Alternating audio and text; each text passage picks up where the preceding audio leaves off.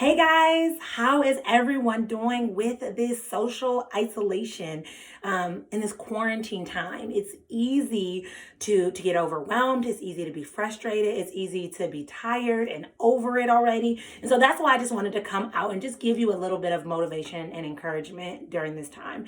I just recorded a video, so make sure you check it out. But I wanted to come over and also share this live because I know that many people are feeling really alone. Here's the first thing that I want to point out. The catchphrase or the word of the last 2 weeks has been social isolation.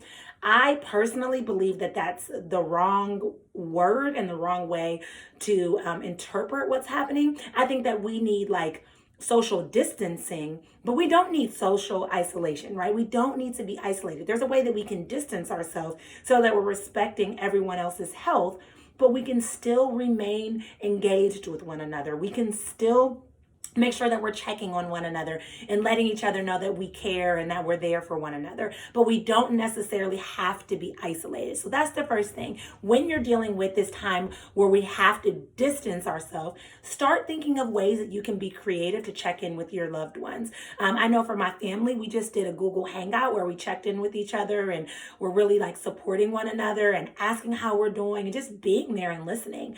I know for me and my girls, some things that we've been doing this past week is we've been doing exercises in the home and we've been sending them to their friends so that their friends have active ways to follow what they're doing and then they have something to talk about. So use this time to connect, but in different ways. Connecting doesn't always have to be face to face. Connecting can be social media. Connecting can be phones. Connecting can be text messages or actual physical phone calls or FaceTimes or videos. I know that it's not always ideal, but if we can find a way to maximize this situation, it won't feel as exhausting or as frustrating as we have allowed it to be for the last couple of days or maybe even 1 to 2 weeks for some of you. The second thing that I want to bring up is there's an old saying by Rumi, and the way the saying goes is we should operate as if everything is happening in our favor. And I cannot tell you guys how much I agree with that. I was a diehard pessimist, and I like to call myself a realist because I'd be like, no, I'm looking at it realistically. But truth of the matter is I was a pessimist because I believed that if I told myself bad things, that it would protect me when it hurt, right? Or when it finally hit me. But what I've learned is shifting my perspective has put me in a position to learn from each of my experiences. So when you go through something, instead of being like, oh, whoa, it's me, this is happening to me, I'm so hurt, I'm so angry about it.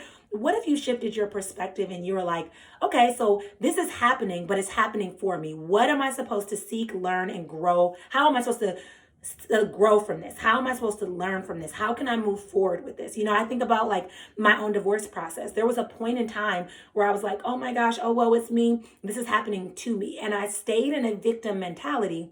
But when I recognize, you know what, this is happening for me. There's a reason that this has happened. There is something that I'm supposed to learn from this experience. How can I move forward with success? I put myself in a position to actually grow. And here's the thing, I was actually at the gym about a week ago and this big insight happened for me and I meant to come on and share it and forgot. But think about when you're at the gym, right? And you're using some kind of resistance machine, whether it's resistance bands or the squat machine or whatever kind of machine that has resistance. You want to get off because it's annoying. You want to get off because you're tired, but you don't get off because you're like, no, this is how I get stronger. It's the same thing with life.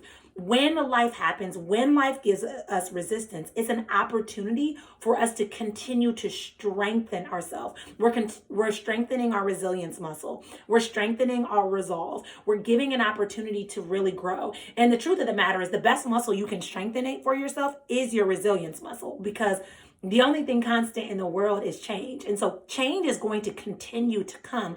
But if we're constantly running from change, we're never going to grow. And so if you're strengthening that resilience muscle, every time an obstacle comes your way or something you weren't expecting comes your way or life turns and flips around in all type of circles, you're going to be in a position to be more prepared. You're going to be in a position to set yourself up for success. You're going to be in a position to shift your perspective and to grow. And so I challenge you to shift the way that you're viewing this situation currently. Instead of saying, oh, well, it's me, it's happening to me. How can you flip this and operate as if it's happening for you? And here's the reality. When you shift your perspective, you shift your thoughts.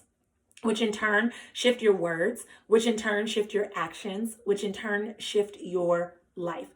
In a few weeks, and we don't know the time, nobody knows the time yet, but in a few weeks, we're all going to go back to normal, right? And you're going to look back to this time and you're going to say, I wish that I had done this.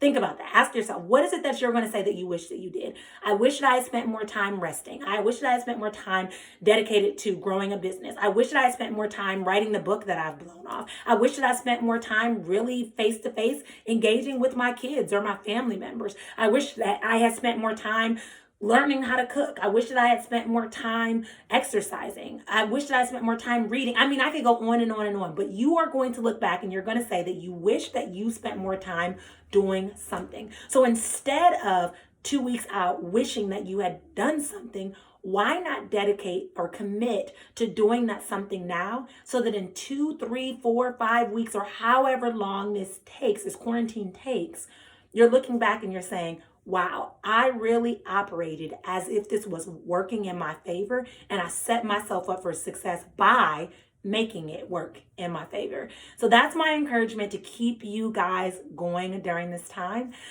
You all are in my thoughts and in my prayers, and I hope that everyone is staying safe and healthy, and I hope that you guys have a great day. I'll chat with you guys later. Bye.